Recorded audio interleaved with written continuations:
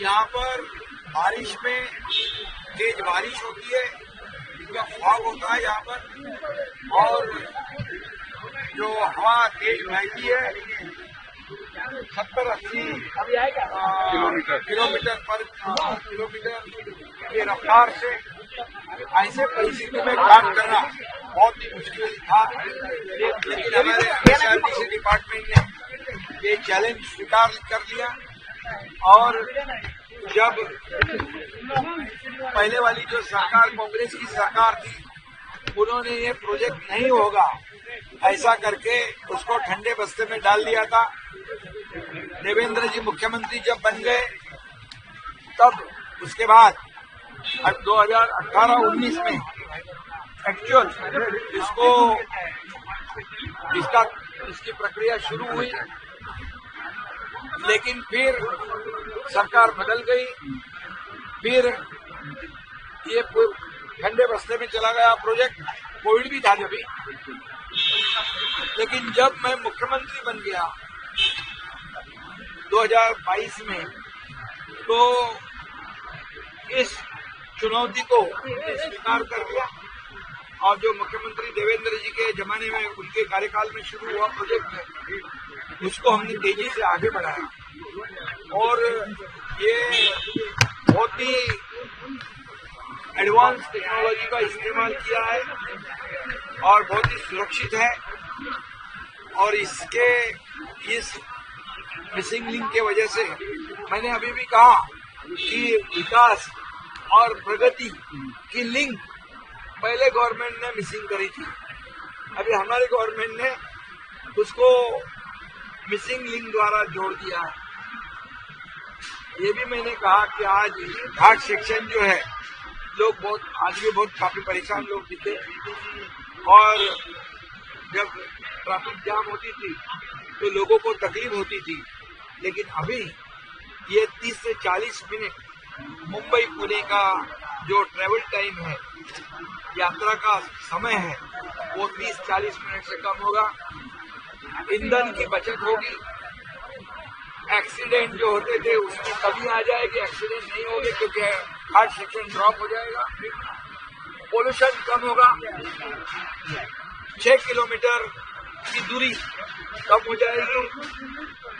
ये ऐसा, और इसमें कोई नया टोल वोल नहीं है, लोग आराम से अपने ट्रेवल कर सकते हैं। जब अभी देखिए वीकेंड की छुट्टियां पड़ी है, तो काफी लोग बाहर आ गए हैं, रास्ते पे आप देख रहे ट्रैफिक है। अभी ये बहुत ही मिसिंग लिंक जो है, ये गेम चेंजर साबित हो जाएगी, गेम चेंजर साबित होगी।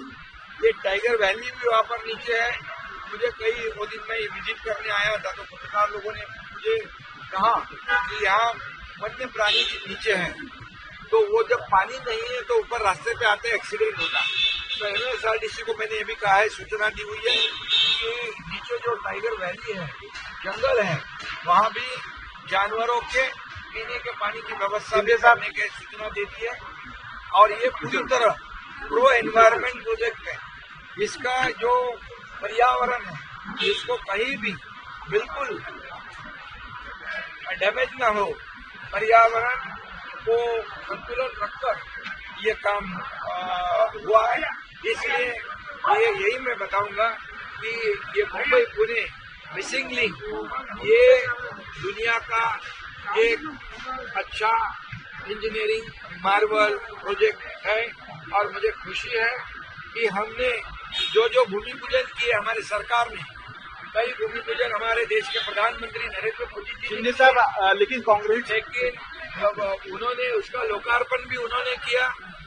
जब देवेंद्र आदरणीय प्रधानमंत्री जी के हाथों से हमने कई भूमि पूजन किए, उसके लोकार्पण भी उन्हीं के हाथों से किया।